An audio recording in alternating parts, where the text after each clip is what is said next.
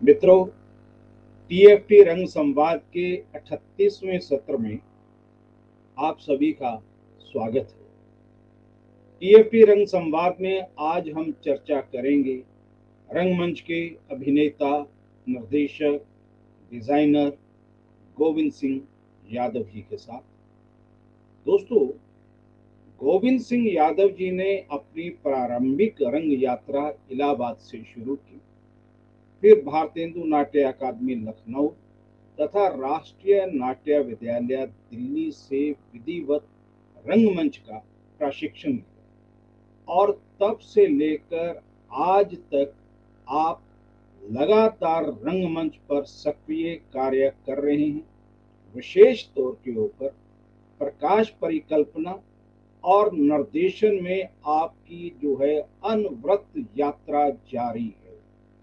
Miss Jully, शीशे के खिलौने, तानसेन जैसे प्रसिद्ध नाटकों का मंचन, भारत रंग महोत्सव तथा देश विदेश के प्रतिष्ठित नाट्य समारोहों में उनका लगातार मंचन होता रहता है। इसके अलावा दो कौड़ी का खेल, खामोश अदालत जारी है, अंधा युग जैसे प्रसिद्ध नाटकों का आपने निर्देशन व प्रकाश परिकल्पना किया है। 2008 में संगीत नाटक अकादमी के माध्यम से युवा पुरस्कार के तौर के ऊपर बसमिल्ला खां अवार्ड आपको प्राप्त हो चुका है। राष्ट्रीय नाट्य विद्यालय के द्वारा आपको मनोहर सिंह पुरस्कार से सम्मानित किया जा चुका है। यह दोनों सम्मान आपको प्रकाश परिकल्पना में विशेष योगदान के तौर पर मिला है, दिया गया है। तो आइए दोस्तों, मिलते हैं गोविंद सिंह यादव जी के साथ। सर नमस्कार। गोविंद जी नमस्कार। नमस्कार सर, और बहुत बहुत थैंक यू सर नमस्कार। आपका क्या भी और टीएफटी का भी सर, कि मुझे भी मौका मिला है सर आपके साथ बात करने का। जी जी। गोविंद जी, आपसे तो हमने बातचीत का ये सिलसिला लगभग पिछले महीने होना था, परंतु जी आपकी जो एक यूरोप का टूर आ गया था या रशिया का टूर आ गया था, जी जी तो सर। आपको वहां जाना पड़ा, तो इसलिए वो फिर डेट जो है आगे हो। जी सर। तो टीएफटी परिवार में आपका गोविंद जी बहुत बहुत धन्यवाद, स्वागत है। दोस्तों, जिस तरह से हम जानते हैं कि गोविंद सिंह यादव जी ने डिजाइनिंग और खास तौर के ऊपर लाइट डिजाइनिंग के ऊपर इनका विशेष काम रहा है, और आज इसी के बारे में हम चाहते हैं कि ज़्यादा बातचीत हो, हमारे सभी दर्शक रंग कर्मियों को और ज़्यादा जानने का अवसर मिले। तो गोविंद जी, सबसे पहले हम आपसे यही जानना चाहेंगे कि रंगमंच करने के उपरांत भारत ने भारतेंदु नाट्य अकादमी से प्रशिक्षण लिया, फिर राष्ट्रीय नाट्य विद्यालय से लिया, और फिर उसके बाद लाइट डिजाइनिंग के लिए आप जो है और उच्च शिक्षा ग्रहण करने के लिए दक्षिण कोरिया और फिर राडा यानी royal academy of dramatic arts में आपने प्रशिक्षण प्राप्त किया। मैं ये जानना चाहता हूँ कि ज़्यादातर ऐसा होता है कि अगर आपने कहीं भी बीएनए से कर लिया या किसी डिपार्टमेंट से पास आउट कर लिया और या एनएसडी से पास आउट कर लिया, या फिर भी उसके बाद यदि किसी की इच्छा होती है कि एनएसडी में और एडमिशन ले ले, वहाँ की डिग्री और ले ले, और आपने ये दोनों डिग्रियां प्राप्त करने के बाद फिर आपको ऐसा क्या लगा कि अभी और कुछ सीखना ज़रूरी है, या बाहर आप राडा और दक्षिण कोरिया जो है लाइट डिज़ाइनिंग के उपलक्ष्य में वहाँ पर गए, और वहाँ जाने का आपका अनुभव कैसा हुआ? किस तरह से आपकी जो है वहाँ की स्कूलिंग किस तरह की रही? वहाँ का आपको किस तरह से नया कुछ सीखने को मिला? यदि आप हमें इस बारे में जानकारी दें। थैंक यू सर, बहुत बहुत धन्यवाद सर टीएफटी का और आपका भी सर, कि आप हमेशा हमें मौका देते रहते हैं अपने फेस्टिवल में, जो बहुत बड़ा फेस्टिवल है इंडिया का, उसमें, और इस प्लेटफॉर्म पे भी मौका दिया सर। तो आपका बहुत बहुत आभार सर। और रही बात जो आपने प्रश्न पूछा सर, तो कॉल आ गया था सर।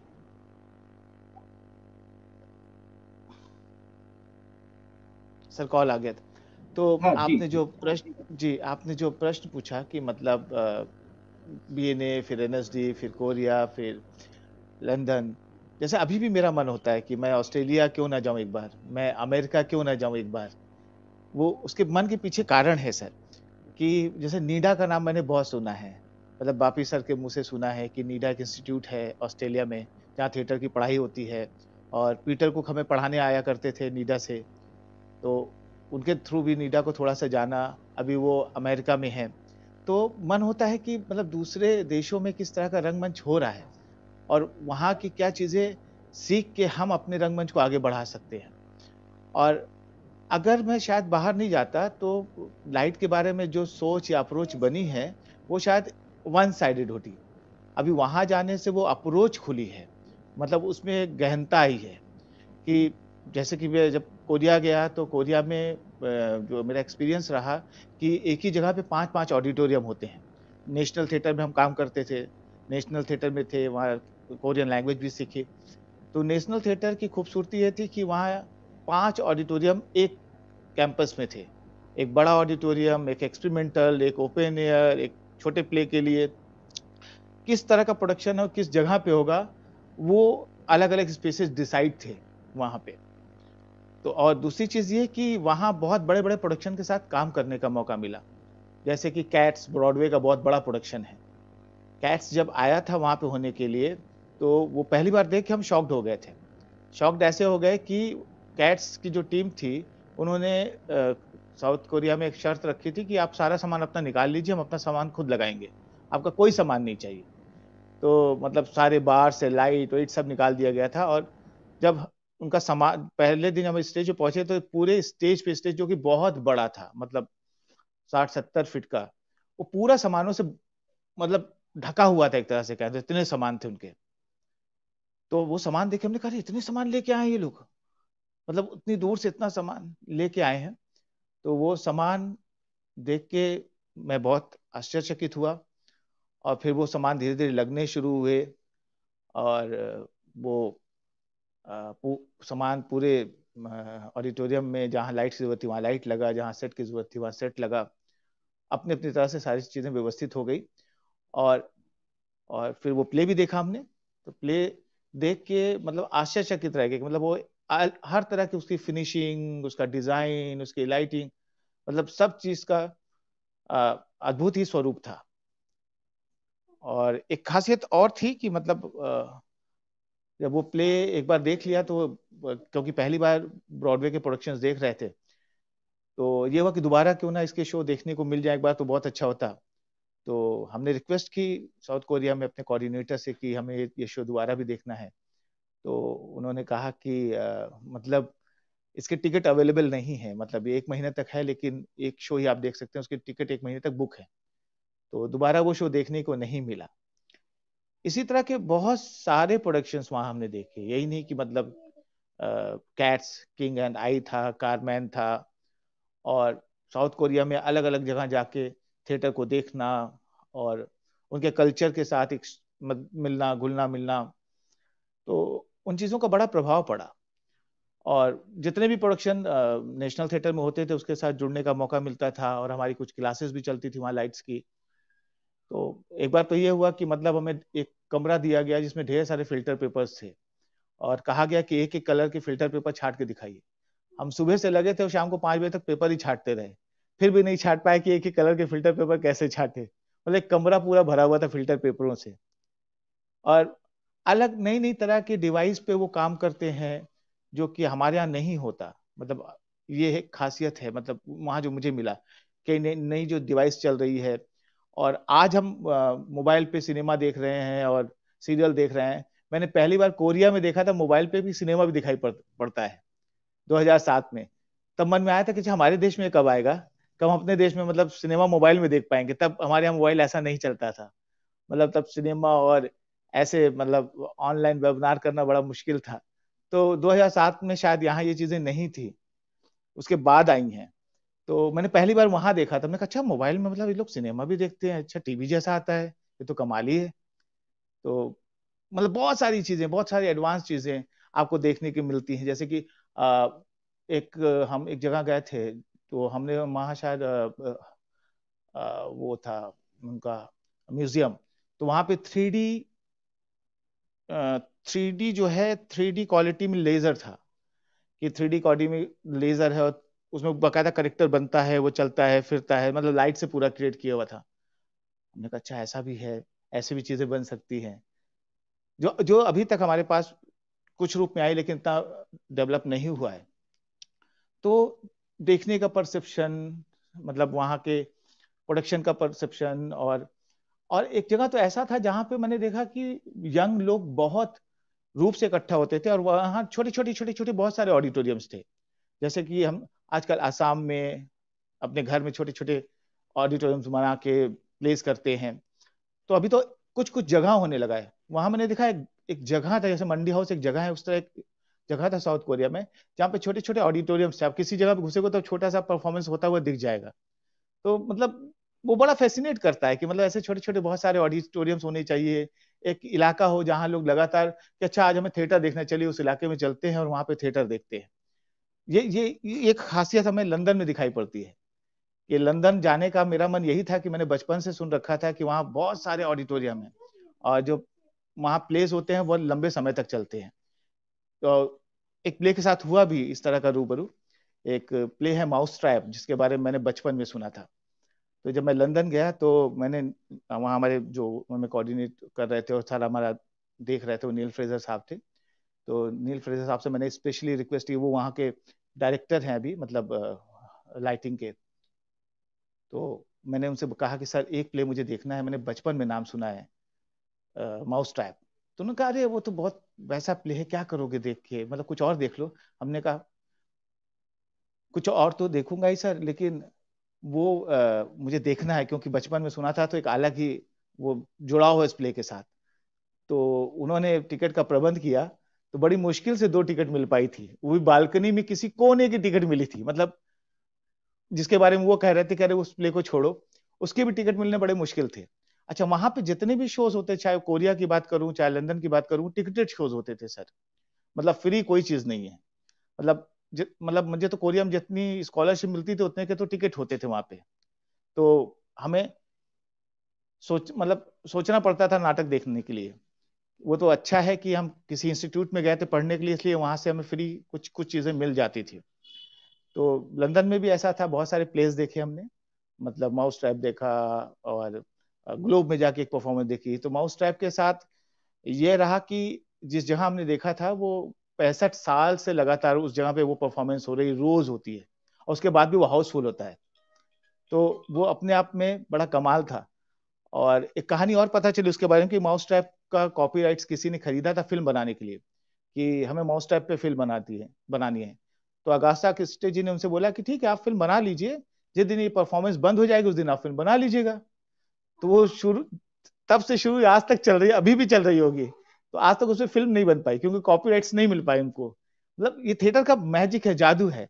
जब ऐसी कहानियां सुनते हैं तो मन करता है कि नहीं, मतलब इस तरह का थिएटर भी यहाँ होना चाहिए और जरूरी है। तो ठीक है, हो सकता है हमारे यहाँ बहुत समय बाद हो, चीजें डेवलप हो आए, लेकिन हम इंस्पायर तो होते हैं, एक समझ तो डेवलप होती है सर इन चीजों को देख के। जैसे लाइट के बारे में। जी सर। बिल्कुल, बिल्कुल होती है। ये मतलब जिस तरह से अभी आपने माउस ट्रैप का आपको तो मेंशन देखने को मिला, ये बहुत अच्छी बात है। हम मानते हैं कि आप सौभाग्यशाली हैं। गोविंद जी, ये बात भी है कि जब हमने 2000 में 99 में कोर्ट मार्शल के लगातार मंचन किए, एक साल में 225 दिन, तो हमें भी जो हमारी प्रेरणा को जो स्रोत था वो यही था कि जब हमें पता लगा कि 1956 से माउस ट्रैप का रेगुलर शो हो रहा है और उसमें कितने पात्र आए कितने गए, लेकिन उसका निरंतर चल रहा है। तो अभी कोरोना के दौरान वो कुछ समय के लिए बंद होगा, अब मुझे लगता है वो फिर शुरू हो चुका होगा। ये बाकी आपकी बात बिल्कुल सही है कि उस तरह का कब, अगर एक कोई नाटक है, मान लो कि हमने आपके नाटक भी देखे हैं कि उसके इतने अच्छे नाटक हैं कि वो साल भर लगातार चलते रहने चाहिए, 365 दिन चलने चाहिए। तभी हम मान सकते हैं कि हमारा जो रंगमंच है, हमारा जो थिएटर है, वो प्रोफेशनल तौर के ऊपर कामयाब हो सकता है। ये बात आपकी बिल्कुल सही है और बिल्कुल सहमत है। और जिन लोगों ने नहीं, आपने जिस माउस ट्रैप की बात की, जिन्हें नहीं पता उन्हें ज़रूर इस बारे में देखना चाहिए, सोचना चाहिए, समझना चाहिए किस तरह आपके नाटक की लगातार प्रस्तुतियाँ होती रही। जी, जी। सर हर शहर में मुझे लगता है कि मतलब हर सैटरडे संडे शोज होने ही चाहिए, किसी ना किसी जी, ऑडिटोरियम में, किसी ना किसी के, कि उस शहर में जब लोग घूमने जाएं तो उनको ये भी इंफॉर्मेशन होनी चाहिए कि इस शहर में हर सैटरडे संडे कुछ ना कुछ होता है, कि वो भी एक शेड्यूल में बनना चाहिए कि हम गए हैं तो वो नाटक भी क्यों ना देख के आए, मतलब उसके कल्चर को क्यों ना देख के आए। मतलब अगर जैसे आपने शुरू किया उस तरह से अगर हर शहर या हर स्टेट में इस तरह की परंपरा पड़े तो शायद थिएटर और अच्छे से हो, और वो हर कैलेंडर में हो, हर जिनके जिनके कैलेंडर्स होते हैं उनके कैलेंडर में वो इवेंट जाए कि हर सैटरडे संडे यहाँ शो भी है, ये भी देखिए आप लोग। गोविंद जी, एक चीज़ और मैं जानना चाहता हूँ, या सभी जी हमारे जितने भी रंगकर्मी हैं, जितने भी दर्शक हैं, खास तौर पे हम सबके लिए ये होगा कि आपने इलाहाबाद से जैसे रंगमंच शुरू किया, डेफिनेटली वह किसी एमेच्योर संस्था से शुरू हुआ होगा, फिर आपके मन में बीएनए आना शुरू हुआ, फिर एनएसडी आया। इन सभी यात्राओं के दौरान, मतलब जब पहले आप थे तब आपकी जो है प्रकाश परिकल्पना के ऊपर कितनी पकड़ थी, कितनी नज़र थी, कितनी ग्रूमिंग उस समय थी, जो बीएनए में क्या ग्रूमिंग हुई, एनएसडी में क्या हुई, और अभी कोरिया और आपने इनकी बताई, तो सब में कितना कितना आपको अंतर मिला, और फिर अभी आपको लगता है कि आपको ऑस्ट्रेलिया भी जाना है और वहां भी और अध्ययन करना चाहते हो। तो ये जितना जितना पड़ाव इन खास तौर के ऊपर इन चार जगह के ऊपर, इन पड़ाव के जी जी, ऊपर बिल्कुल आप बिल्कुल। जब मैं कैसा अपने आप को मानते हो कि आप कैसे, आपकी ग्रूमिंग, और अभी आपको ये रह गया और प्राप्त करना। जी, जब मैं इलाहाबाद में था तो मैं करता था लाइट, मतलब लालटू दा मेरे गुरु हैं, उन्होंने मुझे सिखाया है। वो मुझे मतलब पकड़ के ले जाते थे कि चलो मेरे साथ काम करो, और वो जो कहते थे मैं सिर्फ करता था, मानता था उनकी बात। तो एक चीज जो वहां से सीखी वो है आपको कि जो सिखा रहा है उसकी बात मानना और लगन के साथ लगे रहना। वो इलाहाबाद ने दिया मुझे, कि मुझे लगन के साथ लगे रहना है और जो मुझे सिखा रहे हैं उनकी बात माननी है। शुरुआती दौर में क्वेश्चन बहुत कम होने चाहिए, वो क्वेश्चन अपने आप से हमेशा होने चाहिए कि मैंने ये चीज देखी तो ये क्या है, वो क्या है, बनस्पत की हम ये कहें कि मतलब क्यों है, किस लिए है, बहुत सारे क्वेश्चन। तो मेरे उतने क्वेश्चंस होते नहीं थे, मतलब मैं लगा रहता था, देखता रहता था, समझने की कोशिश करता था। तो बहुत सारी चीजें नहीं पता थी, लेकिन कुछ कुछ पता हो गई थी कि क्या है, कैसे है, खुद से जानने की प्रक्रिया बन गई थी। जब बीएनए आया तो 2 साल का कोर्स था, और बीएनए आने पे, क्योंकि हम ग्रेजुएशन के बाद बीएनए आते हैं, तो एक क्वेश्चन हो जाता है कि 2 साल करने के बाद हम करेंगे क्या, हम किस दिशा में जाना चाहते हैं, हम फिल्म करना चाहते हैं, सीरियल करना चाहते हैं, थिएटर करना चाहते हैं। तो फिल्म में ऐसा कोई लिंक तो था नहीं कि मैं वहां फिल्म में जाता, और फिर ये सोचा कि थिएटर ही करना है। तो थिएटर में मुझे लगा कि बैक स्टेज बहुत इंपॉर्टेंट कड़ी है, जिससे जुड़ के अपनी जीविका चलाई जा सकती है, उसे जुड़ के जीविका चलाना थोड़ा आसान है। तो मैंने यहाँ पे डिजाइनिंग पक्ष को ज्यादा वैल्यू दी, डिजाइनिंग के बारे में ज्यादा सोचा। और लाइट तो मैं इलाहाबाद से कर रहा था, यहाँ थोड़ा उस पर और गौर किया जब सुरेश भारद्वाज जी हमें लाइट सिखाने बीएनए में आए थे। और बीएनए में बहुत सारे टीचर मिले, मतलब सुरेश जी मिले, श्री रामामूर्ति जी मिले, भगत अशोक सागर भगत जी मिले। तो बहुत सारे लोग आके यहाँ पे लाइट पढ़ाए हमें। तो हमें लगा कि उस दिशा में मुझे और काम करना है। तो मेरा इन्वॉल्वमेंट लाइट की तरफ धीरे धीरे बढ़ता गया और मैं उससे जुड़ता गया। तो एक एक अच्छा सा एग्जाम्पल भी देना चाहूंगा। जब सुरेश भारद्वाज जी प्ले कर रहे थे, मतलब प्ले कर रहे थे सुरेंद्र शर्मा जी, और सुरेश भारद्वाज जी उसमें लाइट कर रहे थे, मैं सर को असिस्ट कर रहा था, मतलब सीख रहा था, असिस्ट क्या करूंगा, उस समय तो मैं सीख रहा था। तो क्या हुआ कि उस नाटक का प्लान बनाना था, मतलब वो उस नाटक का नाम था जायज हत्यारे। तो उसका प्लान बनाना था, तो मैंने एक एक सीन के ग्राउंड प्लान, लेआउट प्लान बनाए थे। आमतौर पर होता क्या है, पूरे प्ले के हम होल सोल ग्राउंड प्लान और लेआउट प्लान बनाते, लेकिन मुझे इतना शौक था, मैंने एक एक सीन का बनाया था कि मतलब बटर पेपर लगा के इस सीन का ये होगा, इस सीन का ये होगा। तो सर बड़े खुश हुए थे। और सर ने स्पेशली मुझसे बोला था, तुम कभी एनएसडी आओ, मैं तुम्हें वहाँ लाइट सिखाऊंगा, तुम्हें बताऊंगा लाइट के बारे में, कि तुम्हारा इंटरेस्ट है इस तरफ। तो वो सारी चीजें बड़ी ताकत देती हैं सर, कि मतलब मुझे आगे भी जाना चाहिए, पढ़ना चाहिए, एनएसडी बड़ी जगह है, तो वहाँ जाना है, कभी पढ़ना है। तो एक वो चीज तो मन में उत्पन्न हो ही गई थी उस बात से, कि कभी एनएसडी जाना है, पढ़ना है। तो बीएनए में चलता रहा, डिजाइनिंग को लेके, लाइट्स को लेके मैं लगातार इन्वॉल्व रहा। फिर जब बीएनए से निकला तो थोड़ा सा नॉलेज बन गया था कि लाइट्स कैसे क्रिएटिव होती है, कैसे क्या उसकी इंपॉर्टेंस है, और उसकी जरूरत कितनी है थिएटर में। मतलब अगर आप एक बार कॉस्ट्यूम ना भी पहने, आप नॉर्मल कॉस्ट्यूम में जा सकते हैं, मतलब मेकअप ना लगाएं तब पर भी आप जा सकते हैं। कोई सेट ना हो तो मतलब आप नाटक कर सकते हैं, लेकिन लाइट ना हो तो नाटक नहीं होगा। लाइट नहीं होगी तो अंधेरा हो जाएगा। तो लाइट की जरूरत थी थिएटर में, तो मुझे लगा ये ऐसी ऐसी जगह है, और जरूरत भी है और क्रिएटिव काम भी है, और चीजें बदल जाती है लाइट के थ्रू। आप आप किसी ऑब्जेक्ट का प्रोस्पेक्टिव चेंज कर सकते हैं लाइट के थ्रू। तो ये जो ऑब्जेक्टिव को चेंज कर सकते हैं, सेट को चेंज कर सकते हैं, एक नया डायमेंशन क्रिएट कर सकते हैं, ये थोड़ा थोड़ा देखना फिर बीएनए से शुरू हुआ, कि डायमेंशंस कैसे चेंज होते हैं, लाइट कैसे वर्क करती है। वो थोड़ा सा आइडिया यहाँ से बनने लगा। फिर मैं अपने शहर इलाहाबाद गया, कि जो हमने सीखा इलाहाबाद में करके देखें। इलाहाबाद में काम कर रहा था, 1 साल मैंने इलाहाबाद में काम किया। फिर मुझे लगा कि नहीं, थोड़ा और पढ़ना है। वहां करने के दौरान ही मैंने पाया कि नहीं, अभी वो बात आई नहीं जो मेरी खोज है, जो जो मुझे चाहिए। मतलब ऐसा कि मतलब जब मैं काम करूं तो कुछ स्पेशल दिखाई पड़े, कि ये काम स्पेशल है, अलग कर दिया मैंने। तो हमने कहा नहीं, मुझे एनएसडी जाना है। तो फिर 2003 में मैंने एनएसडी का एग्जाम दिया, एनएसडी में हो गया। और वहां भी दो चीजें थी, एक्टिंग और डायरेक्शन। मतलब एक्टिंग या चूज करोगे, या डिजाइनिंग या डायरेक्शन। तो शुरू से प्लान करके गया था मैं वहाँ, कि मैं डिजाइनिंग डायरेक्शन लूंगा, और वही मैंने लिया। और स्पेशली मेरा जुड़ाव वहाँ पे भी लाइट से रहा। जितने भी सीन वर्क होते थे और जितने भी काम होते थे, मैं लाइट में जुड़ जाता था, लाइट के साथ जुड़ा रहता था, कि मैं लाइट लगाता हूँ, मैं करता हूँ, इसको ऐसे करते हैं, उसको वैसे करते हैं। बहुत सारे अपने कुलीग के साथ डिस्कशंस होते थे, बातें होती थी। तो वहाँ जो है बीएनए की बात कहें तो एक एक प्रोडक्शन को छोटे लेवल पे देखना, और वहां पे जाके एक प्रोडक्शन को बड़े लेवल पे देखना, कि वहां पर्सपेक्टिव बढ़ गया था चीजों को देखने का, चीजों को समझने का। एक प्रोडक्शन है तो उसमें मतलब 60 लाइट 70 लाइट लग रही है, तो उसको कैसे मैनेज करें, उसको कैसे समझें।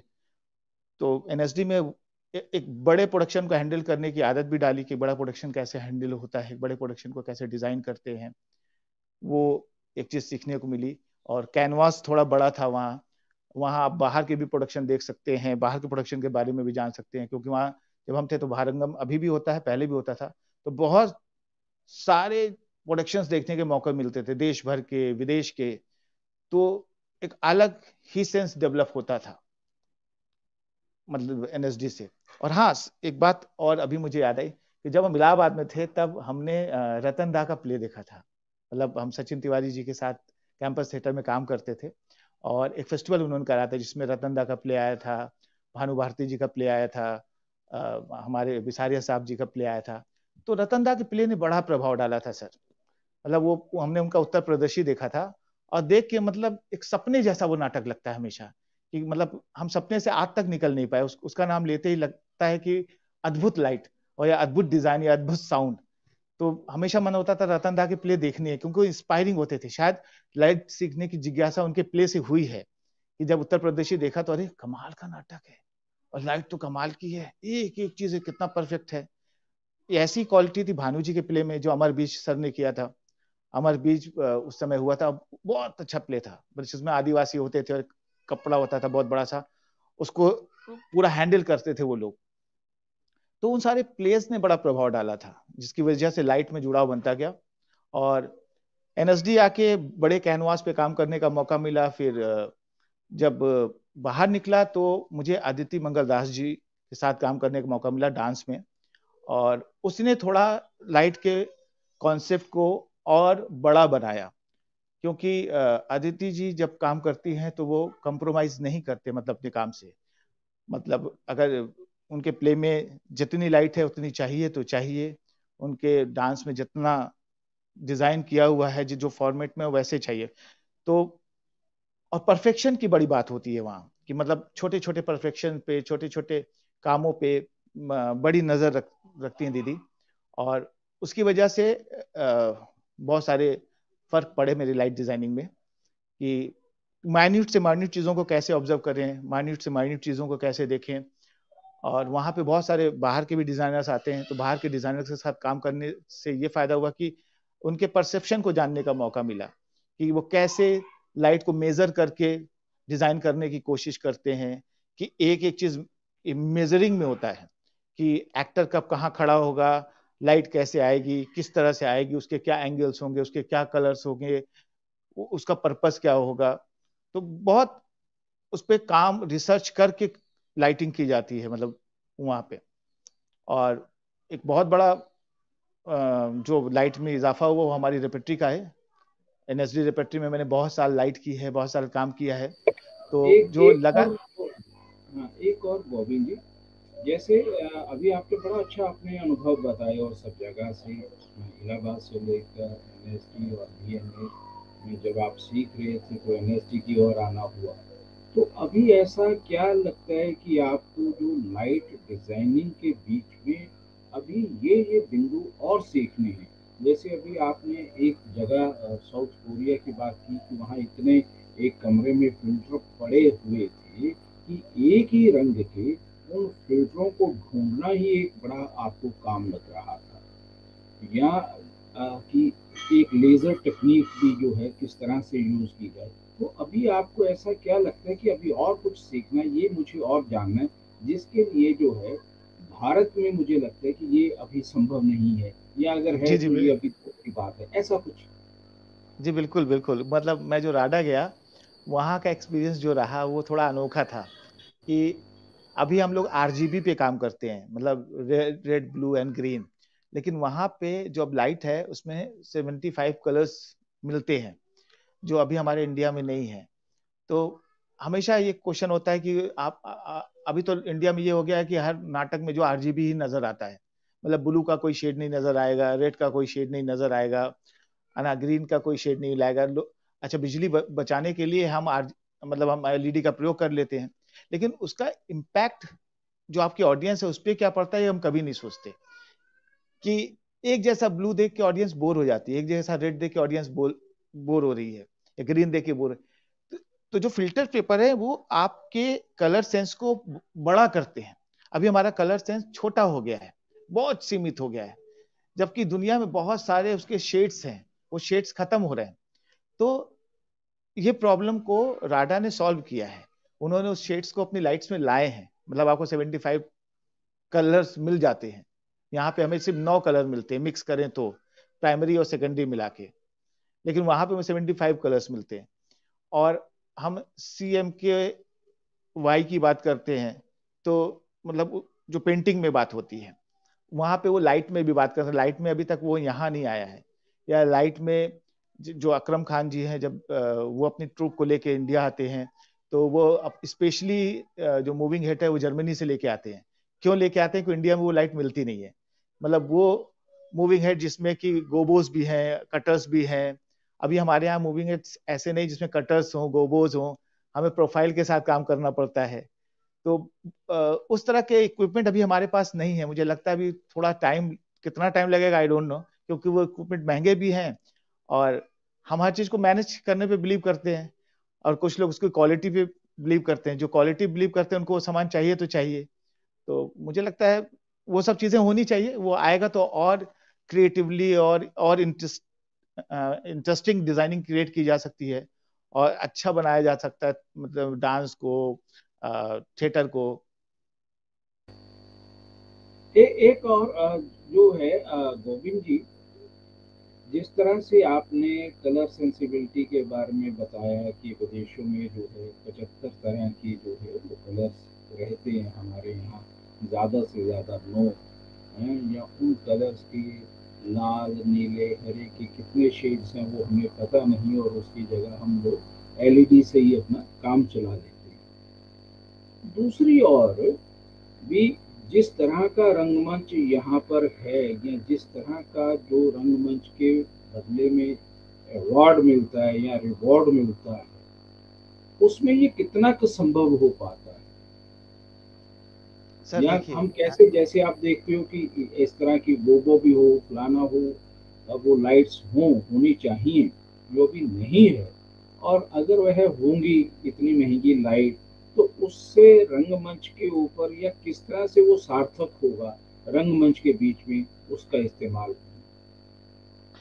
सर मुझे लगता है दोनों तरह की चीज होनी चाहिए। बिल्कुल आप सही कह रहे हैं कि हमारे यहाँ संसाधन कम है, पैसा कम है, हालात उतने मतलब उतना डेवलपमेंट नहीं है। तो जैसे अब रेपेट्री है या एनएसडी स्कूल है या बीएनए स्कूल है, वहां तो कम से कम हो स्टूडेंट के पढ़ने के लिए, कि वो पढ़ के अब देश में काम करें या विदेश में काम करें, उनको सुविधा मिले कि वो हर जगह काम कर पाए। तो ऐसी जगह वो होनी चाहिए, और साथ में हमें वो ट्रेनिंग भी देनी है कि जहां ना हो वहां कैसे क्रिएटिवली काम किया जाए। जो मैं मानता हूं, जो मैंने किया भी है, एक प्ले है उसका एनएसडी का टीआई का, उसका नाम है अक्रॉस द सी। उसको मैंने डिजाइन किया है, अक्रॉस द सी को, पपेट थिएटर है। तो जब वो प्ले डिजाइन कर रहे थे, तो क्योंकि हमेशा मैंने देखा था कि टीआई में जो भी प्ले होते हैं पहले तो भव्य रूप में होते हैं, उसके बाद वो हाइलोजन में आ जाते हैं, कि वो भव्यता से हम हाइलोजन में पहुंच गए। तो जो बच्चों के पास प्ले जाता है उसमें हाइलोजन लगा के काम हो रहा है। तो मैंने कहा नहीं, मैं कुछ ऐसा डिजाइन करूंगा कि जिस फॉर्मेट में मैं एनएसडीएम डिजाइन करूंगा वही फॉर्मेट हर किसी के पास भी पहुंचेगा। तब उसके लिए क्या करें? तो पहले पता किया मैंने कि कितने किलो वाट तक की लाइट मुझे हर जगह मिल सकती है। तो पता चला कि 20 किलो वाट हर जगह मिल सकता है। मतलब किसी कॉलेज में जाएं, स्कूल में जाएं, तो नेचुरल तरीके से 20 किलो वाट तो मिल ही जाता है।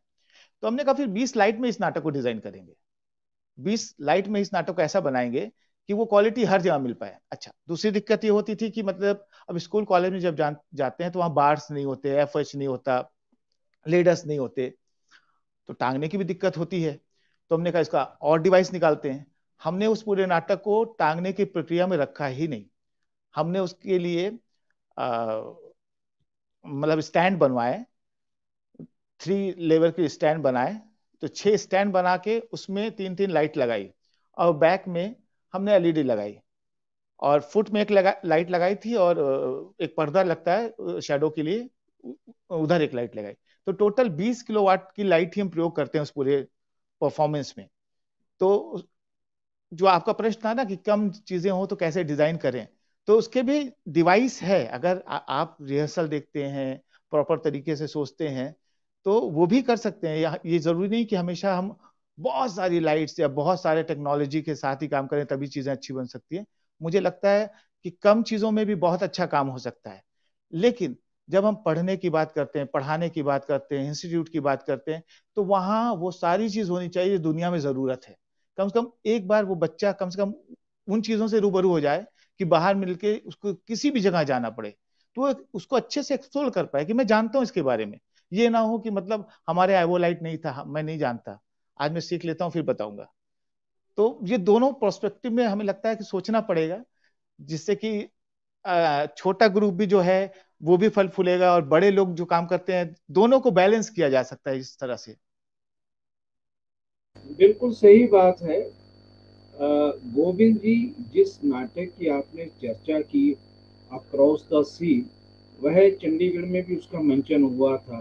राष्ट्रीय नाट्य विद्यालय की जो है थिएटर इन एजुकेशन के माध्यम से ये प्रस्तुति हुई थी, और थिएटर ओलंपियाड के दौरान हुई थी।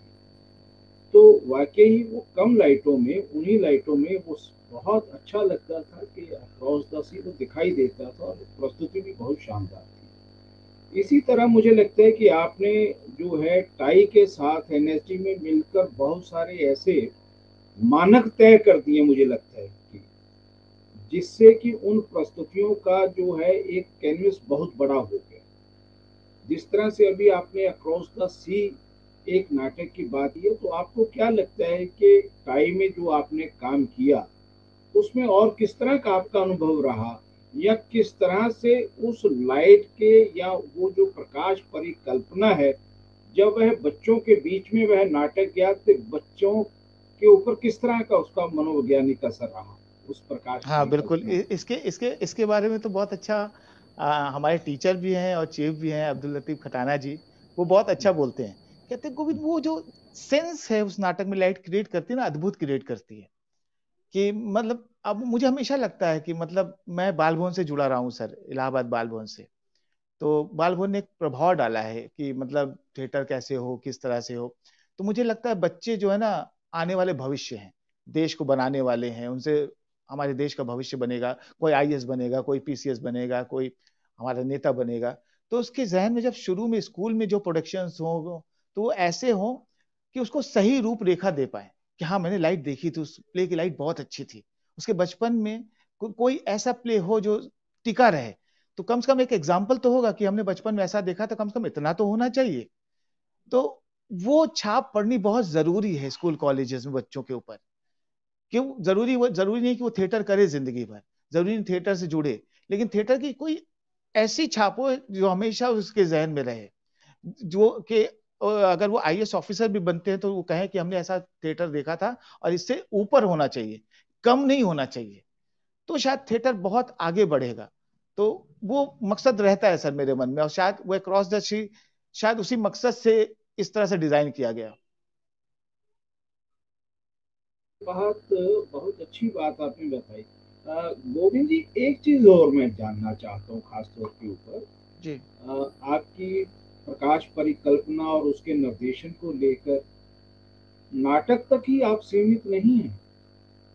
अगर कोई, क्योंकि मुझे याद है सोनल मानसिंह जी का एक उनका कार्यक्रम था, नृत्य था, तो उसमें भी आपने जो है प्रकाश परिकल्पना आपकी थी, डिजाइनिंग आपकी थी। चाहे वह भरतनाट्यम है, चाहे कथक है, चाहे कुचिपुड़ी है, कोई भी शास्त्रीय नृत्य है, और उसमें भी आपका जो है प्रकाश कर परिकल्पना का और उसकी डिजाइनिंग का एक विशेष महत्व रहता है।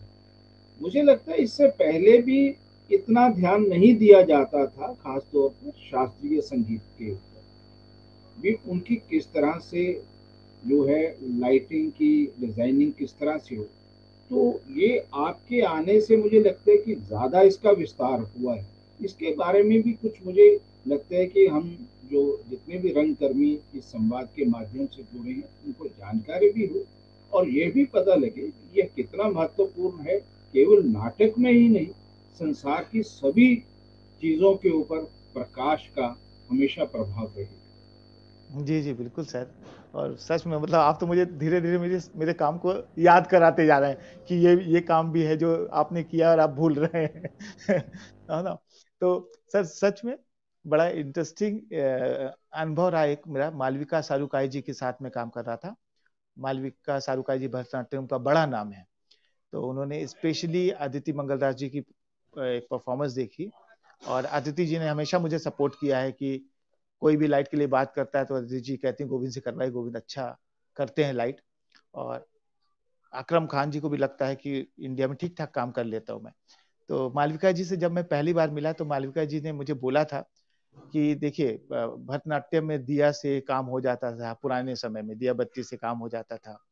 तो मुझे आपसे लाइट डिजाइन करानी है कि हम नए समय में कैसे सरवाइव करें, कि पुरानी चीजों को छोड़ के लाइट्स के साथ नई डिजाइनिंग को हम साथ लेके कैरी करना चाहते हैं। तो मैंने कहा ठीक है। लेकिन उन्होंने एक चीज और बोली साथ में कि ये देखिए कि मेरा जो कॉस्ट्यूम है उसके जो फ्रिल नीचे के हैं वो बहुत इंपॉर्टेंट है, उसका मकसद है कुछ सोच समझ के बने।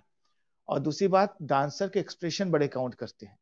तो अब जब कंटेम्प्रेरी डांस करते हैं तो मतलब लाइट एंड शेडो में चले जाते हैं, अच्छी बात है। लेकिन जब क्लासिकल फॉर्म में करते हैं तो एक्सप्रेशन बड़े काउंट करते हैं।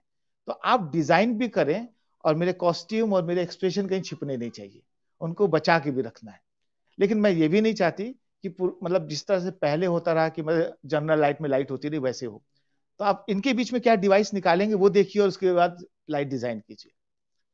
तो मुझे बड़ा मजा आया, मैंने उनके 2 पीसेस डिजाइन किए और ये इन बातों का ध्यान रख के किया, और उसका अलग इम्पैक्ट भी पड़ता है लाइट्स का, सच में बहुत अलग इम्पैक्ट पड़ता है।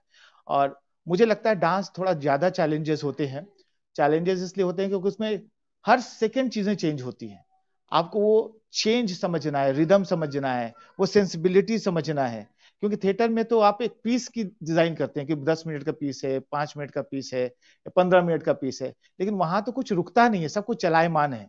तो आपको बहुत क्रिएटिव होना पड़ता है, सेकंडों में चीजें बदलनी है, सेकंडों में चीजें चल रही हैं। और इसमें बड़ी अच्छी बात रही कि मैंने थोड़ा सा तबला भी सीखा है और थोड़ा सा कथक भी सीखा है। तो कथक और तबले ने बड़ा हमेशा सपोर्ट किया है कि मुझे पता है कि सम कहाँ पे आता है, मुझे पता है कि कवित क्या होता है, मुझे पता है कि अब इसको कैसे बोला जाएगा, बोलने पे क्या मूड बनेगा। तो अगर आप जैसे थिएटर में कहते हैं नासा विद्या नासा कला नासा योगे नाट्यस्मिन् न दृश्यते, कि ना कोई ऐसा ज्ञान है, ना कोई ऐसी कला है, ना कोई ऐसी विद्या जो नाटक के अंदर समाहित नहीं है, तो बिल्कुल सही है। तो आप हर चीज जितना सीख सकते हैं सीखना चाहिए। तो जितना सीखेंगे वो कहीं ना कहीं जाके ज्वाइंट हो जाता है, और वो कब ज्वाइंट होकर आपको विशेष बना देता है आपको खुद पता नहीं चलता। तो वो जो आर्ट फॉर्म हमने सीखे थे वो कब जाके ज्वाइंट हो गए लाइट के साथ, उन्होंने मुझे विशेष बना दिया, मुझे भी समझ में नहीं आया, वो वहां विशेष तौर पे आ गए। तो डांस में लाइट करना, म्यूजिक में लाइट करना, थोड़ा रिदम सेंस बन गया, उधर डांस का सेंस बन गया, तो अलग तरह से माइंड और हैंड काम करते हैं। तो डांस की लाइट सच में सर मतलब एक नया डायमेंशन तो क्रिएट करते हैं। और आदित्य जी ने जिस तरह से डांस को लिया है, जिस तरह से वो लाइट को परसीव करती हैं, तो दीदी के साथ काम करके भी बहुत कुछ सीखने को मिला, मतलब डांस वाले एंगल पे उस कैसे परसीव करें।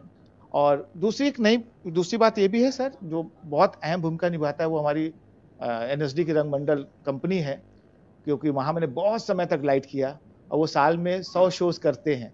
तो जो आदमी 100 शोज कर रहा हो उसका हाथ कितना रमा होता है। तो एक बात है ना कि प्रैक्टिस बहुत जरूरी है, कि हम कितनी प्रैक्टिस करते हैं थिएटर में। जैसे कि म्यूजिक वाला तो बहुत म्यूजिक की प्रैक्टिस कर लेता है, डांस वाला दिन भर डांस में लगा रहता है। हम जो एक्टर्स हैं वो कितनी प्रैक्टिस करते हैं, वो एक्टर खुद ही सोचे कि सुबह शाम हम क्या क्या करते हैं। तो अगर परफेक्ट और बहुत मतलब परफेक्शन की हम बात करते हैं तो उसके लिए उतनी प्रैक्टिस भी बहुत जरूरी है। तो उस प्रैक्टिस ने, जो रेपेट्री के शोज हैं उस प्रैक्टिस ने, और रेपेट्री के परसेप्शन में अलग अलग लोगों के साथ काम करना, अलग अलग डायरेक्टर्स आते हैं, उनका अलग अलग परसेप्शन होता है, अलग अलग डिजाइनर्स आते हैं, अलग अलग लोगों से मिलना होता है, तो आपको बहुत सारी चीजें मिलती हैं जो आपके मतलब ज्ञान को भरती हैं और आपको अलग बनाती हैं। नहीं, बिल्कुल सही। गोविंद जी, बहुत अच्छी बातें आपसे हो रही हैं। ये चर्चा जो रंग संवाद चल रहा है वास्तव में बहुत ही ज्ञानवर्धक है। एक चीज और मैं ये अब समझ आना शुरू हो गया कि आपकी प्रकाश परिकल्पना से लेके निर्देशन तक का, और आपने कथक भी सीखा हुआ है और तबला भी सीखा हुआ है, संगीत में भी आपकी महारियत है। तो इसीलिए मुझे लगता है कि केवल आप नाटक तक सीमित नहीं है।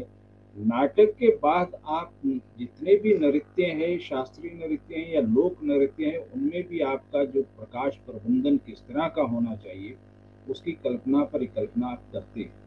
लेकिन एक और आपका जो नाटक था तानसेन, जी तानसेन संगीत के ऊपर था, है ना। और उस संगीत में नाटक को लेकर जिस तरह से उसका मुझे चंडीगढ़ में भी मंचन देखने को मिला, और वह कमाल का अद्भुत था। अब इसके साथ संगीत का वो जो तानसेन के ऊपर आपने नाटक तैयार किया, और जिस तरह की वो कलाकार का संगीत में इतना बड़ा हाथ था, या उस तरीके से आपने डिजाइन किया था, अब उस प्रकाश परिकल्पना के साथ निर्देशन का किस तरह से आपका संबंध था, या उस डिजाइनिंग में आप किस किस तरह से कैसे सोचते हैं, कैसे उस स्क्रिप्ट का जो है आप विकास करते हैं, या वो स्क्रिप्ट ऑलरेडी पहले बनी हुई थी, इसके बारे में भी जरूर हमें जानकारी दीजिए। सर वो हाँ, वो बहुत अहम नाटक है, क्योंकि वो नाटक एक दिन का नहीं है, वो नाटक बहुत सारे प्रोसेस का नाटक है।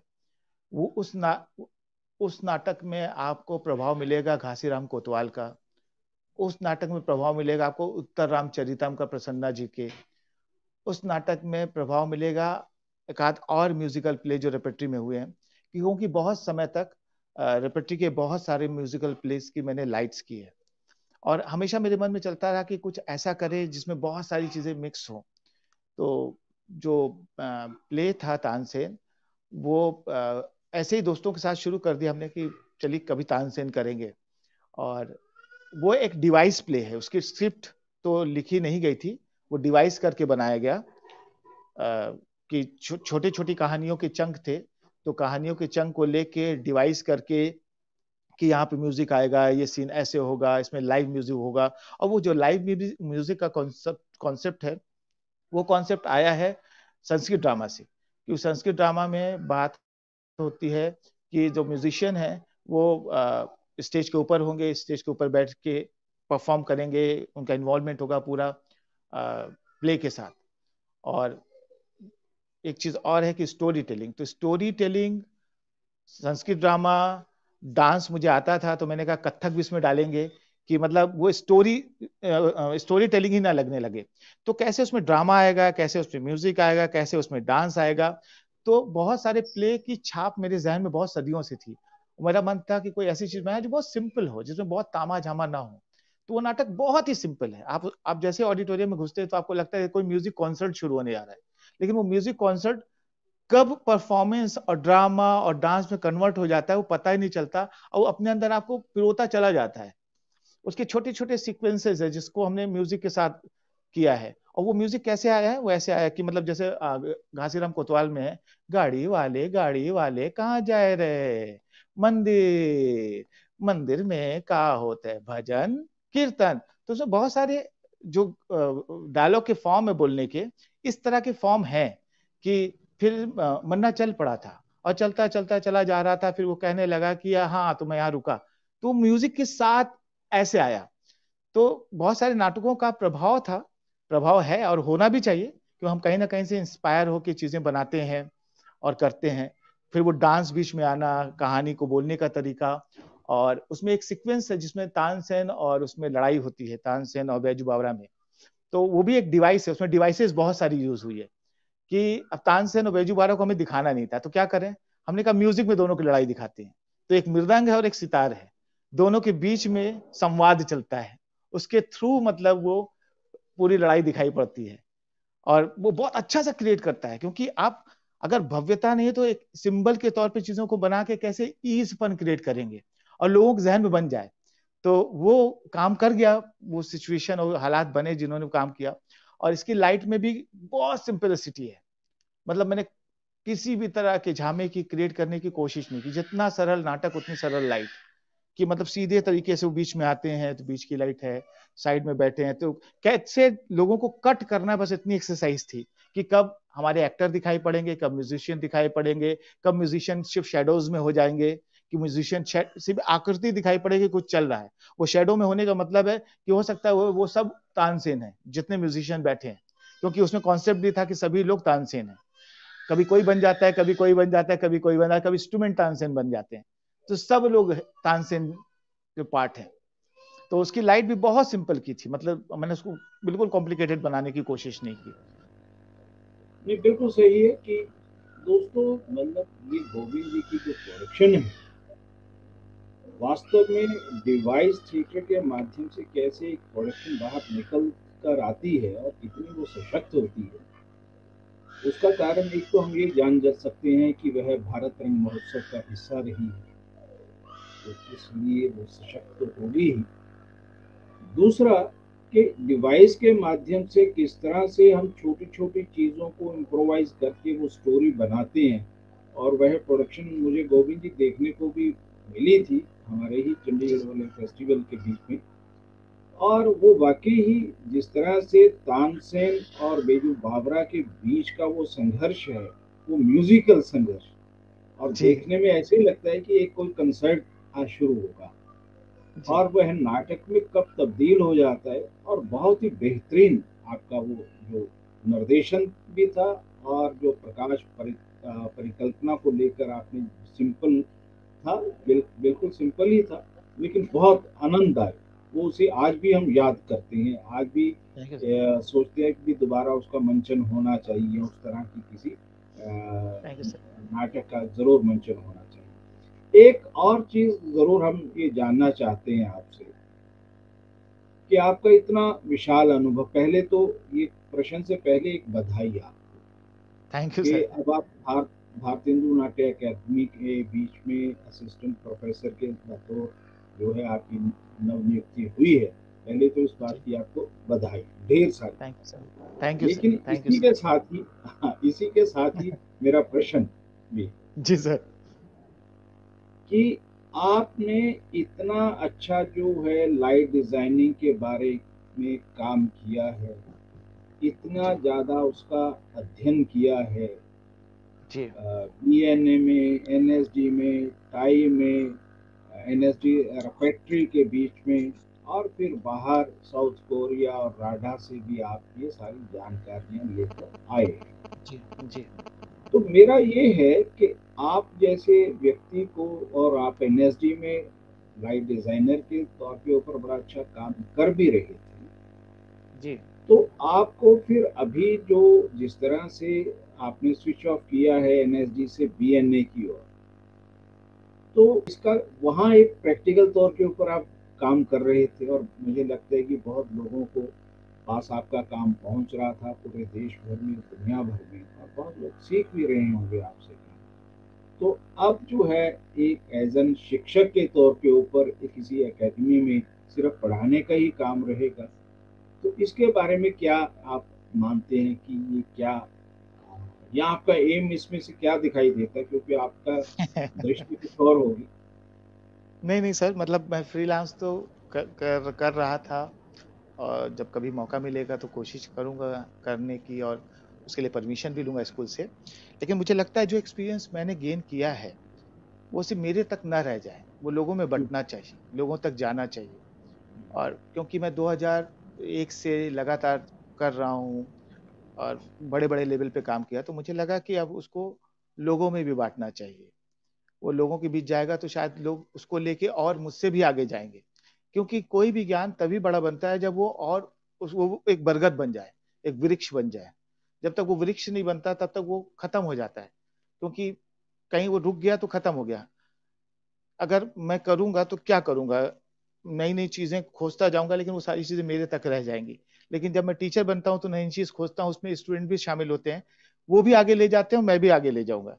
तो अब मिल के लोगों के साथ उसको बांटेंगे तो आई थिंक वो बरगद का रूप लेगा, और रूप लेगा तो शायद हर स्टेट में, हर राज्य में, हर जगह पे मुझ जैसे बहुत सारे लोग बनेंगे। तो वो कोशिश है, इसीलिए मैं आया यहाँ टीचर बना कि मैं उसको आगे बढ़ाऊं, लोगों में बांटूं। क्योंकि अगर मेरे साथ मैं लकी रहा हूं कि मुझे इतने मौके मिले देश देश में, विदेश में, राष्ट्रीय स्तर पे, तो उस सारी एक्सपीरियंस को मुझे शेयर करना चाहिए और उसको शेयर करके आगे बढ़ाना चाहिए। नहीं तो वो मेरे तक ही रहेगा और मेरे बाद खत्म हो जाएगा। इसीलिए शायद देखिए आप कि इंडिया में कोई किताब किसी ने अभी तक लाइट पे नहीं लिखी है। आपको कोई किताब हिंदी में नहीं मिलेगी, इंग्लिश में भी नहीं मिलेगी। सिर्फ एक जी एन दास गुप्ता जी की किताब मिलती है लाइट्स के ऊपर। तो क्या इंडिया में काम नहीं हुए? तापस दा ने बहुत सारा काम किया और बहुत अच्छा काम किया, और शायद जो विदेश में भी नहीं होता शायद उन्होंने वो काम भी किए।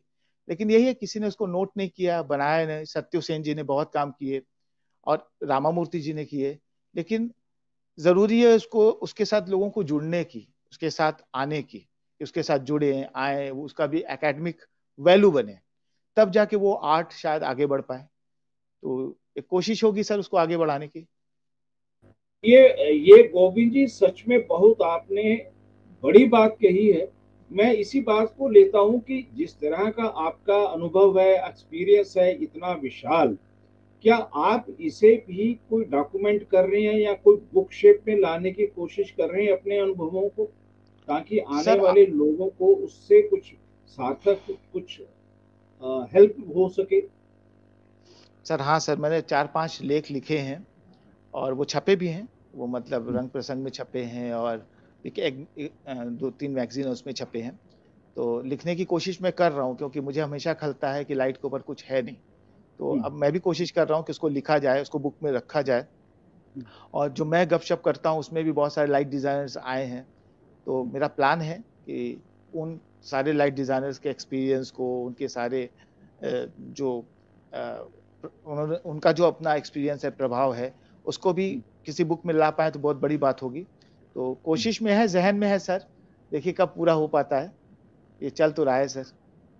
चलो, शुभ इच्छाएं हमारी आपको। और दूसरा, जो अभी लेजर टेक्निक आई है, जी इसका रंगमंच में कुछ आपने इस्तेमाल किया, यूज किया लेजर टेक्निक का? सर उसके लिए उस तरह के डायरेक्टर्स होने बहुत जरूरी है कि उस हम्म, अप्रोच के डायरेक्टर हों, है ना? हम्म, तो उस तरह के सोच वाले डायरेक्टर्स चाहिए। तो वो हो पाएगा। यहाँ पे नहीं किया मैंने कभी, लेकिन जब मैं शायद कोरिया में था या लंदन में था, लंदन में था, तो मैंने एक प्ले देखा था सलोमी। उसमें लेजर का इतना बढ़िया यूज किया था, मतलब वो तो कॉमर्शियल प्लेज ही करते हैं, सलोमी कॉमर्शियल प्ले था। तो सलोमी जो है इनर आउटर के बारे में बात करता है, एक वर्ड से बाहर जाने की, एक वर्ड में आने की। तो वो लेजर का होल इतना अच्छा बनता था कि जब अंदर है तो लेजर के अंदर है, जब बाहर जाते हैं तो लेजर आउट हो जाता है। तो एक मैजिकल मूवमेंट क्रिएट होता है, उसका बहुत अच्छा यूज यूटिलाइजेशन हो सकता है। लेकिन इस डिपेंड, क्योंकि थोड़ा सा वो लाइट्स महंगी हैं, खर्चीली हैं। तो जैसे कि आपने बताया था कि इंडिया में जब हम छोटी छोटी ट्रूप के साथ काम करते हैं, छोटे छोटे नाटक होते हैं, तो इस तरह की लाइट को कैसे यूज करें, कहाँ यूज करें। और रही रेपेट्री की बात, तो रेपेट्री में भी ये होता है कि एक प्रोडक्शन को लेकर रन करना होता है। तो रन करते हुए आप इतनी महंगी चीज को लेके रन करेंगे, कहीं लग पाएगा, कहीं नहीं लग पाएगा, तो कहीं छोड़ेंगे। हाँ, लेकिन जब स्टूडेंट के साथ प्रोडक्शन करते हैं तो उसमें इन चीजों का अच्छा यूज हो सकता है, क्योंकि उनको सिखाने के लिए, उनको बताने के लिए वो करना चाहिए। देखिए वो कब मौका मिलता है, जब मौका मिलेगा तो जरूर करूंगा सर। लेकिन हाँ, ऐसे प्रयोग मैंने बहुत देखे हैं। नेचुरली ये संभव है कि जिस तरह से आपका इतना बड़ा अनुभव है, आप जी शिक्षण के नाते जितने भी आपसे स्टूडेंट पढ़कर जाएंगे, मुझे लगता है कि वो नए और शोध करेंगे। जिस तरह जी की आपकी जिज्ञासा रहती है हमेशा और करने की, कुछ और करने की, और वह जी जिज्ञासा आपकी बनी रहे, और वह उसका डॉक्यूमेंटेशन भी साथ साथ होता रहे, ताकि आने वाले जितने भी रंगकर्मी है उनको एक नई दिशा मिलती रहे। अब मैं ये जानना चाहूंगा कि लास्ट, बस इसी के साथ ही फिर, कि आपकी अनिश्चित तौर के ऊपर रंग यात्रा कहाँ से शुरू हुई? ये प्रश्न तो सर। पहले होता है, लेकिन हमने कहा कि आपसे टेक्निकल बहुत सारी चीजें जानना चाहते थे, अभी और भी जानना चाहते हैं। मुझे लगता है कि समय इससे इजाजत नहीं देगा।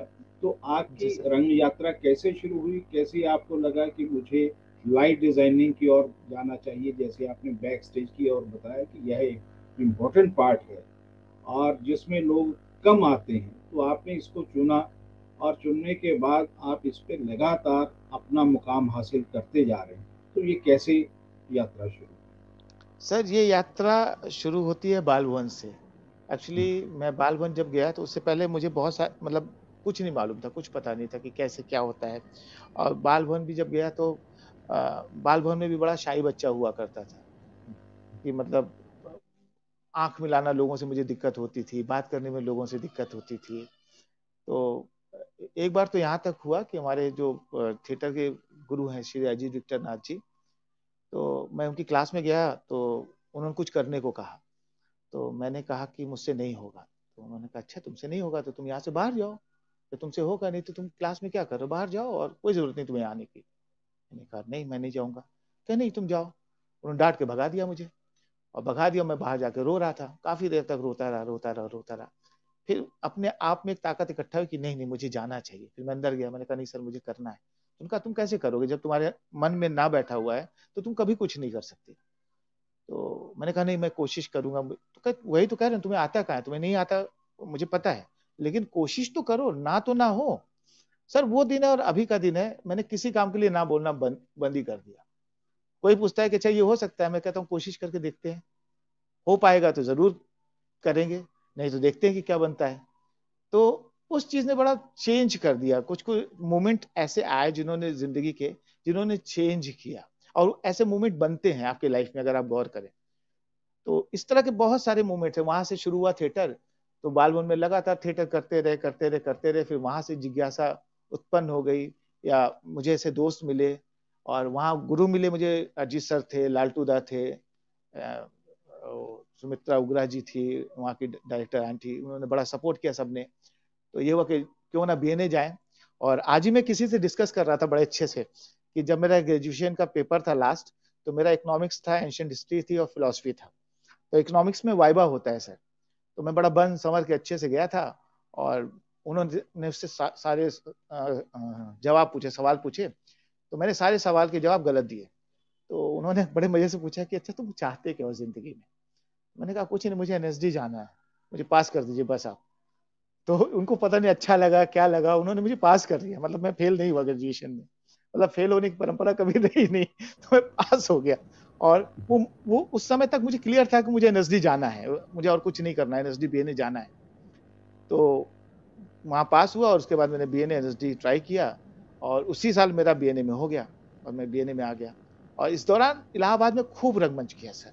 और मैं थोड़ा लकी हूँ कि उस समय इलाहाबाद में खूब रंगमंच हो भी रहा था। मतलब चारों तरफ मतलब थिएटर हो रहे थे। नंदू भैया थे, परिमल दत्ता जी थे, प्रवीण शेखर जी थे और अनुपम आनंद जी थे। और मतलब ऐसा नहीं था कि इनके साथ भौमिक दादा थे। तो सब लोग लगातार थिएटर कर रहे थे हर तरफ। मतलब आप किसी भी एरिया में चले जाइए तो वहां आपको रंगमंच मिल जाएगा। तो हम हर किसी के पास जाकर रंगमंच करते थे कि अभी 2 बजे से परिमल दत्ता जी के साथ हैं तो 6 बजे नंदू ठाकुर जी के यहाँ रिहर्सल करने जाना है, फिर 10 बजे की प्रवीण जी के साथ करना है। तो ऐसे चलता रहा, एक समय में कई कई जगह जाके थिएटर कर रहे हैं। तो लगे रहते थे सर। मतलब मुझे लगता है कि अभी जो लोग थिएटर से या फिल्म से जुड़ते हैं वो तुरंत रिजल्ट चाहते हैं कि तुरंत सब कुछ हो जाए, जो संभव नहीं है। आपको लगे रहना पड़ेगा, आपको समय देना पड़ेगा। जब आप लगे रहते हैं, समय देते हैं, तो आपको अपना मुकाम मिलता है। सचिन सर एक बहुत अच्छी बात बोलते थे सर, मुझे आज भी याद है और वो भूलना भी नहीं चाहिए। सर कहते थे कि एक बात याद रखना गोविंद, थिएटर को तुमने क्या दिया ये इंपॉर्टेंट है। थिएटर से तुम्हें क्या मिला जब सोचोगे ना तो जीरो नजर आएगा। तुम देते जाओगे तुम्हें बहुत कुछ मिलेगा, और तुम सोचोगे बहुत मुझे क्या मिला तो तुम्हें जीरो नजर आएगा और कुछ नहीं मिलेगा। दो, वो अपने आप देगा तुम्हें, वो क्वेश्चन नहीं होना चाहिए किसी को देने से। तो वो बहुत अच्छी बात सर ने बोली थी जो मुझे कभी नहीं बोलती सर। बहुत बड़ी बात, बहुत बड़ी बात। गोविंद जी, जिस स्कूल में आप विद्यार्थी थे, चाहे वो बीएनए चाहे वह एनएसडी है, अब वहाँ आप शिक्षक हैं, तो ये अंतर कैसा लगता है, ये अनुभव कैसा लगता है? सर बड़ा अच्छा लगता है, सच कहूँ तो मतलब ये जवाब तो बड़ा अजीब सा है, बड़ा अच्छा लगता है। लेकिन आ, एक अंदर से बड़ा मतलब फील तो होता है कि अच्छा ये वो स्कूल है। क्योंकि मैं एनएसडी पास आउट था, एनएसडी में भी काम किया, और बीएनए पास आउट था, बीएनए में भी काम कर रहा हूँ। तो एक खुशी तो मिलती है और ये भी होता है कि अच्छा इतने साल के बाद मैं यहाँ पे आया हूँ तो मुझे ये चीज़ें सही करनी है, ये चीज़ें बनाना है, ये चीज़ें ऐसे होनी चाहिए। अपने टीचरों से भी गाइड मिलता है, टीचर भी उस तरह से गाइड करते हैं। सारे टीचर हैं जो टाइम दर टाइम मिलते हैं, बताते हैं। मैं कहता भी हूँ कि मुझे गाइड करते रहिए क्योंकि मुझे सब कुछ नहीं आ गया है, मुझे थोड़ा आता है, थोड़ा सीखूंगा आपसे, थोड़ा सीखूंगा स्टूडेंट से, और उसको सीख के आगे बढ़ाते रहेंगे। क्योंकि सर सारा कुछ आ जाए तो फिर संभव नहीं मुझे लगता है। आप हर समय हर पल लोगों से सीखते रहते हैं और उसी सीख को आगे बढ़ाते रहते हैं। तो अच्छा तो लगता है बिल्कुल सर। मतलब जी, रंगमंच है, ये प्रोसेस ही है एक तरह से, देने और लेने का, सीखने और सिखाने का, निरंतर जो चलता रहता है, अपना संवाद चलता रहता है रंगमंच के माध्यम से भी। ये जी प्रोसेस ही है एक तरह जी से, सर। जो जिसकी आप बात कर रहे हो। सिर्फ आप जिज्ञासु होने चाहिए, आप में जिज्ञासा रहनी चाहिए हमेशा कुछ न कुछ सर जानने की, जो आप में तो है ही। जी सर। कुछ नए रंगकर्मियों को संदेश। और सर मैं क्या संदेश दूं, मतलब मतलब आप हैं और मैं उनको क्या बोलूं। मैं यही कहूंगा कि बस ईमानदारी से थिएटर में लगे रहें। वही जो सचिन सर जो बात बोलते थे वो उसको ध्यान में रखना चाहिए कि आप थिएटर को देते जाइए, आपको थिएटर बहुत देगा। आप ये पूछेंगे मुझे क्या मिला तो जीरो नजर आएगा, वो जीरो बहुत अंधेरे में ले जाता है। तो ईमानदारी से, और सच में सर ईमानदारी बहुत पे करती है मुझे लगता है। आप ईमानदारी से लगे रहें और काम करते जाएं तो लोगों को भी आप दिखते हैं कि ये इंसान ईमानदारी से लगा हुआ है। और अगर आप में क्षमता है तो लोग आपको आगे ले जाते हैं, आगे बढ़ाते हैं, आपको सपोर्ट करते हैं। लोग कहते हैं कि लोग सपोर्ट नहीं करते, मैं इस बात को नहीं मानता। अगर ईमानदारी है तो लोग मिल जाते हैं और आपको आगे ले जाते हैं और सपोर्ट करते हैं। तो मेरा ये है कभी कि आप मीडिया जिस जी। कभी मीडिया या फिल्म में जाने का मन नहीं हुआ आपका? नहीं सर, मतलब मुझे वो मौका ही नहीं मिला सोचने का। मतलब मुझे मतलब बीएनए से पास आउट हुआ, थिएटर में काम मिल गया, एनएसडी से पास आउट हुआ, थिएटर में काम मिल गया, और वो काम मुझे पसंद था और मजा आता था और मैं करता चला गया। उससे थोड़ा सा भी लगा कि अच्छा अब क्या करें, तो नौकरी मिल गई, नौकरी मिल गई, उसके बाद अच्छा मुझे टीचर बनना है तो टीचर बन गया। वो सब कुछ इतना अच्छा लिंक आउट है कि मतलब मुझे लगता नहीं कि मुझे वहां जाना है या मुझे उसकी जरूरत है। और एक चीज है सर जो हमेशा लोगों के सामने क्वेश्चन खड़ा करता है कि थिएटर से लोग फिल्म में चले जाते हैं। अगर थिएटर में जॉब और काम मिल जाए तो बहुत सारे लोग हो सकता है थिएटर छोड़ के कभी फिल्म में ना जाए। उस दिशा में थोड़ा सा अगर सारे जो हमारे सीनियर लोग हैं सोचे कि कैसे ये संभव हो सकता है, क्योंकि बहुत बड़ा प्रश्न रहा है हमेशा से, और अभी कोरोना टाइम ने उस प्रश्न को और बड़ा कर दिया है। तो उस दिशा में सोचा जाए कि ब्रॉडवे जैसी स्थितियां इंडिया में कैसे क्रिएट की जा सकती हैं, टिकटेड शोज कैसे बढ़ाए जा सकते हैं। हर जगह पे एक ऑडिटोरियम होना ही चाहिए, और वहां पे रेपेट्रीज कंपनी एक्चुअली होनी चाहिए जैसे एनएसडी रेपेट्री कंपनी है। मतलब गवर्नमेंट तो अपना काम कर ही रही है, उसने बहुत सारी रेपेट्रीज बना के रखी है, लेकिन वो उस लेवल पे काम नहीं करते। तो अगर हर स्टेट में हर प्रांत में रेपेट्री कंपनीज हों और चीजें लिंक आउट हों, कि मतलब जैसे आपने शुरू किया था, इतनी लंबी सीरीज चलाई थी कोर्ट मार्शल की, कि हर सैटरडे संडे हर स्टेट में शोज हों, और वो जो जितने लोग वहां घूमने आते हैं सबके साथ उसका लिंक आउट हो, तो शायद थिएटर बहुत आगे बढ़े, बहुत कुछ हो। ठीक बात है गोविंद जी। कुछ आप जैसे जितने भी रंगमंच करने वाले लोग हैं, ये अपने अनुभव के साथ ही कुछ नए खोज करेंगे, कुछ नए आयामों को ढूंढेंगे, तो रंगमंच डेफिनेटली और आगे बढ़ेगा। आप सब लोगों के अनुभव बहुत विशाल है, उस विशाल अनुभव के साथ कुछ ना कुछ एक नई जो है मुझे लगता है कि दिशा निकलेगी। और लेकिन अगर हम जब ये सोचते हैं कि सरकार के ऊपर निर्भर रहा जाए, तो मुझे लगता है सरकार की बजाय हमें समाज के ऊपर निर्भर रहना चाहिए। राइट क्योंकि सर। अल्टीमेट हमने काम तो समाज के साथ ही करना है ना, दर्शक तो हमारा समाज ही है। सरकारी लोग तो नहीं आएंगे ना देखने के लिए, अगर वो आएंगे भी पता नहीं कब उठ के चले जाएंगे तो सारा अमला ही बिखर जाएगा। तो इसलिए नहीं। जब हमारा काम दर्शक के साथ है, तो दर्शक के साथ कुछ ना कुछ इस तरह की बाउंडिंग हो, इस तरह की उसके साथ कनेक्टिविटी हो कि ये उसे लगना चाहिए कि ये एक ज़रूरी अंग है, इसको चलाना भी हमारा काम है। और हम नए नए तरीके से नई नई खोज करते रहें, सोचते रहें, तो डेफिनेटली इसमें कहीं ना कहीं सर्वाइवल अभी तक तो नहीं है जिसको हम राइट ढूंढ रहे हैं रंगमंच पे, वो ज़रूर मिलेगा किसी दिन, ऐसी हमें उम्मीद रखनी चाहिए। इसी उम्मीद के जी सर। साथ फिर आगे फिर आपसे बात करेंगे। अभी जी सर। समय अभी हमें इजाज़त नहीं देता गोविंद जी। एक बार जी सर। फिर आपका बहुत बहुत धन्यवाद। आपने इस टीएफटी रंग संवाद के बीच में हम सब लोगों के साथ प्रकाश परिकल्पना को लेकर जो चर्चा की, मुझे लगता है हम सब जितने भी रंगकर्मी इस टीएफटी रंग संवाद के माध्यम से जुड़े हैं, हम सबको कुछ ना कुछ और नया सीखने के लिए मिलेगा, या कुछ ना कुछ और नए हम प्रैक्टिकल जो है प्रकाश परिकल्पना में, लाइट डिजाइनिंग में अपने अपने नाटकों के माध्यम से करने का प्रयास करेंगे। जब कभी भी किसी को भी इसमें लाइट डिजाइनिंग में हेल्प की ज़रूरत पड़ेगी, तो गोविंद यादव जी हमेशा आपके साथ हैं, आपके पास हैं। जो आप टेलीफोन के माध्यम से भी उनके साथ संपर्क कर सकते हैं। किसी तरह की भी आपकी शंका हो, जिज्ञासा हो, उसका दूर करने का प्रयास करेंगे। एक बार आप सबकी ओर से और टीएफटी परिवार की ओर से मैं गोविंद सिंह यादव जी का धन्यवाद करता हूँ, आभार अरे करता हूँ। थैंक यू सर आपका, कि मुझे मौका दिया मतलब टीएफटी के मंच पे आने का सर। और आप हमेशा लोगों को मौका देते हैं, वो बहुत अच्छा है सर, मैं क्या बोलूँ। Thank you sir. धन्यवाद गोविंद जी, बहुत बहुत धन्यवाद। Thank you sir.